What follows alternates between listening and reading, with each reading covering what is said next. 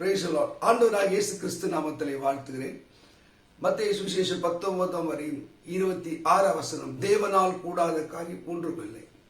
இந்த வாழ்க்கையில சில முடிவு வந்துடும். இதெல்லாம் ஆண்டவரால் முடியாது, இதெல்லாம் கத்து செய்ய மாட்டார், அவரால் இதெல்லாம் முடியாது. ஒரு சில சமயத்துல பணத்தை ஒரு சில நம்புவாங்க, ஆனா சுகத்தை நம்ப மாட்டாங்க. ஒரு சில சுகத்தை நம்புவாங்க, பணத்தை நம்ப மாட்டாங்க. இது கர்த்தரால முடியாது.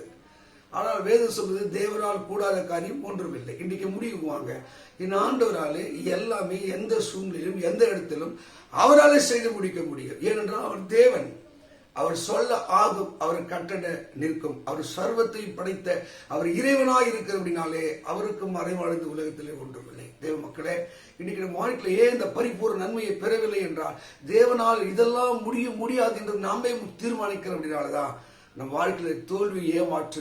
ஆண்டவராலே எல்லாம் கூடும். பரிசுத்த வேதத்துல ஒரு 3 நிகழ்ச்சியை நான் உங்களுக்கு சுருக்கமான சொல்றேன் பாருங்க. ஆதியாகம புத்தகத்துல 18ஆம் அதிகாரம் 14 இது கர்த்தரின் பார்வைக்கு அற்ப காரியம். ஆபிரகாம் வயது சென்றிருந்தான், அவன் முதிர்ந்த வயதுள்ள மகன், ஆனால் அவனுக்கு குழந்தை இல்லை. பல ஆண்டுகளாக குழந்தைக்காக வேண்டுகிறான், செபிக்கிறான். ஆண்டவரே ஒரு அற்புத நடக்காக காத்திருக்கிறான். இப்படி ஒரு உஷ்ண காலத்திலே அவரோட மனைவி வெயிலில் உட்கார்ந்து கொண்டிருக்கும் போது 3 தூதர்கள் அங்கே வருகிற பொழுது அவர் ஓடி போய் விசாரித்து அவர்களுக்கு தண்ணி கொடுத்து நல்ல ஒரு கன்று அடித்து ஒரு சமையல் போட்டு அவங்கள உபசரித்து கொண்டிருக்கிற போது அவங்கள உள்ளம் மகிழ்ந்தது, சந்தோஷப்பட்டு. அவன் ஒரு காரியம் சொல்லலை, இந்த மாதிரி எனக்கு குழந்தை இல்லை, எதுவுமே சொல்லலை. ஆனால் அவர்கள் புரிந்து கொண்டார்கள், நம் கடனுடைய ஊழியத்தையும் ஊழியக்காரரையும் ஆண்டவரையும் நம் சரியாய் புரிந்து கொண்டு உபசரிக்கும் போது நம்முடைய தேவைகள் என்னவோ அதை அழகாக செய்து முடிக்கிறார். அப்பொழுது அந்த தூதர்கள் இப்படி சொல்கிறார்கள், உற்ப காலத்திலே ஒரு மனைவி ஒரு குழந்தையை அணைத்துக் கொண்டிருப்பார். இதை கேட்டவுடனே சாராளுக்கு நகைப்பு வந்து சிரிப்பு வந்துச்சு. ஏன்னா அவள் வயது சென்றவளா இருந்தால், முதிர்ந்த வயதில் எபோ 90 வயதுக்கு மேற்பட்ட அவள் நினைக்கிறார் அவருடைய கர்ப்பம் செத்து போனது, பிள்ளை பெறுவதற்கு அங்க வாய்ப்பு இல்லை. அதனால அவன் அவருடைய ஊழியக்காரோட வார்த்தையை அற்பமா எண்ணி அவள் புலம்புகிறதையும் சிரிக்கிறதையும் பார்க்கிறோம். அதுதான் கடவுளுடைய தூசல். என்னம்மா நீ சிரிச்ச? நான் சிரிக்கல. இல்ல, நீ சிரிச்ச. தேவனுடைய பார்வைக்கு இதெல்லாம் அற்ப காரியம், தேவனால முடியாத காரியம் ஒன்று. இதே மக்களே, ஒருவேளை குழந்தை இல்லை, டாக்டர் சொல்லிட்டாரு குழந்தை பிறக்க வாய்ப்பு இல்லை, அற்புதம் நடக்க வாய்ப்பு இல்லை, தேவனால் கூடாத காரியம் ஒன்று. இன்றைக்கு நீ இருக்கிற இடத்துல கண்களை மூடி, ஆண்டவர் எனக்கு ஒரு அற்புதத்தை செய்யுங்க ஆண்டவரே, என் கண்ணீரை துடைய, என் சிறையிருப்பை மாற்றுங்க ஆண்டவரே. என் தேவனால் கூடாத காரியம் ஒன்றுமே இல்லை. அந்த நிலைக்கு நீ வருகிற போது, அந்த சிந்தைக்கு வருகிற போது தேவன் உங்களை 1000-10,000 ஆஸ்வதிப்பார். ஆண்டவருடைய பார்வைக்கு இது ஒரு லேசான காரியம், இது அற்ப காரியமாக இருக்கிறது. அதனால கலங்க வேண்டிய அவசரப்பட ஆந்தகப்பட வேண்டிய அவசியம் இல்லை. என் தேவனாலே எல்லாம் கூடும். 2வது சம்பவத்தை சொல்லுகிறேன். நீங்கள் 2 நாளாகும் புத்தகத்திலே அங்கே 14ஆம் அதிகாரம் 11 ஆசா ராஜாவுக்கு விரோதமாக ஒரு ராஜா எழும்பி வருகிற போது ஆசா தேவனை சார்ந்து இருந்தான், ஜெபித்தவனா இருந்தான், கட்டு நம்பிக்கைவனா இருந்தான். அந்த ராஜா எழும்பி வருகிற போது ஆசாவுக்குள்ள வேதனையும் கண்ணீரும் தேவ சமூகத்திலே போய், தேவனே, பலன் உள்ளவனுக்காகிலும் பலனற்றவனுக்காகிலும் உதவி செய்வது உமக்கு லேசான காரியம் அப்பா என்று சொல்லி கர்த்தரிடத்திலே ஜெபிக்கிறான். ஆண்டவரே, உதவி செய்வது உமக்கு லேசான காரியம்.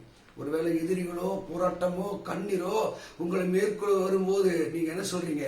என் ஆண்டவருக்கு லேசான காரியம், ஆவே என் ஆண்டவருக்கு இது ஆகாத காரியம் ஒன்றுமில்லை, என் தேவனால் முடியாத காரியம் ஒன்றுமில்லை. நீ சொல்லி பார் தேவ மக்களே, நீங்க எந்த நிலையிலே இருந்தால், எங்கே இருந்தாலும் அங்கே ஆண்டவருடைய மகிமை உங்க வாழ்க்கையில் நிரப்பும். ஆசா தேவனுடைய மகத்துவத்தை அறிந்து கொண்டான். ஆண்டவர், இது உமக்கு இது லேசான காரியம், உமால் முடியாத காரியம் ஒன்றும் இல்லப்பா. நீங்க சொல்லி பாருங்களேன், யுத்தத்துல நீங்கள் வெற்றி பெறுவீர்கள், காரியங்கள் ஜெயமாகும். மந்திரமோ சூரியமோ வியாதியோ எதிரிகளோ உங்களை மேற்கொள்ளும். ஏனென்றால் நீங்கள் தேவனை தேவனால் கூடாத காரியம் ஒன்று. ஆசான் யுத்தத்தில் வெற்றி பெற்றான். அவன் தேவனை சார்ந்த போது கர்த்தர் அவனுக்கு கிருபையாக இறங்கினார். 3வது ஒரு காரியத்தை நான் சொல்றேன் பாருங்க, அது உங்க பக்திக்கு ஏதுவாக இருக்கும். 3வது ஒரு காரியம், 2 ராஜாக்கள் புத்தகம் 3ஆம் அதிகாரம் 17 அங்கே மோவாப் ராஜாவுக்கும் செபத் ராஜாவுக்கும் தண்ணீர் இல்லை, என்ன செய்வேன்னு தெரியல. அப்ப ஊழியக்காரன் அழைத்துக் கொண்டு வா, எலிசா வருகிறார். எலிசா தேவன் நோக்கி பிரார்த்தனை செய்து ஜெபம் பண்றார். நீங்க இந்த பள்ளத்தாக்கு வாய்க்காலை வெட்டுங்கள், இந்த பள்ளத்தாக்கு வாய்க்காலை வெட்டுங்கள், தண்ணீர் நிரம்பும். நீ காற்றையும் காண மாட்ட, மழையும் பார்க்க, இந்த பள்ளத்தாக்கு தண்ணீரால் நிரம்பும்.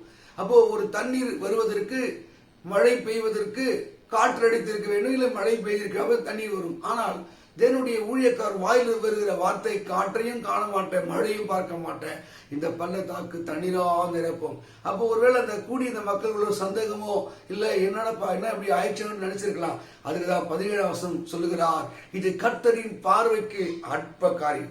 என் தேவனுடைய பார்வைக்கு இது அற்ப காரியம். தேவ மக்களை எப்படி நடக்கும், எப்படி இந்த கடத்தை தீர்ப்பை, எப்படி இந்த வியாதி நல்லாகும், எப்படி என் வாழ்க்கையில ஒருவேளை பல கேள்விகள் இருக்கலாம். இன்றைக்கு தேவன் உன்னோடு பேசுகிறார்.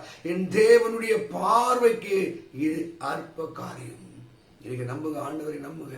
அவர் இன்றைக்கு ஜீவிக்கிறவராயிருக்கிறார். அவர் இன்றைக்கும் அற்புதம் செய்கிறவராயிருக்கிறார்.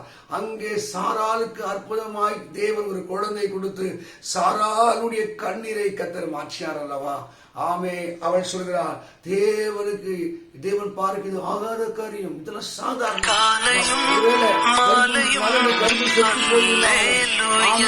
ஆண்டுடைய வல்லமை மாறாது, தேவனுடைய மகிமை மாறாது, தேவனுடைய மகிமை மாறாது. ஆமே. யுத்தத்திலே ஆசா வெற்றி பெற்றான். ஆமே. அங்க தண்ணீர், ஏதோ தண்ணீர் வந்து அங்க ஆசீர்வதித்தது. அதே தேவன் இன்றைக்கு கண்ணீரை துடைப்பார், தேவைகளை சந்திப்பார். தேவனுடைய நாமம் உங்க மூலம் மகிழ்ப்படும். கர்த்தரை விசுவாசிகள். தேவனால் கூடாத காரியம் ஒன்றுமே இல்லை. God bless you. God bless you. Amen.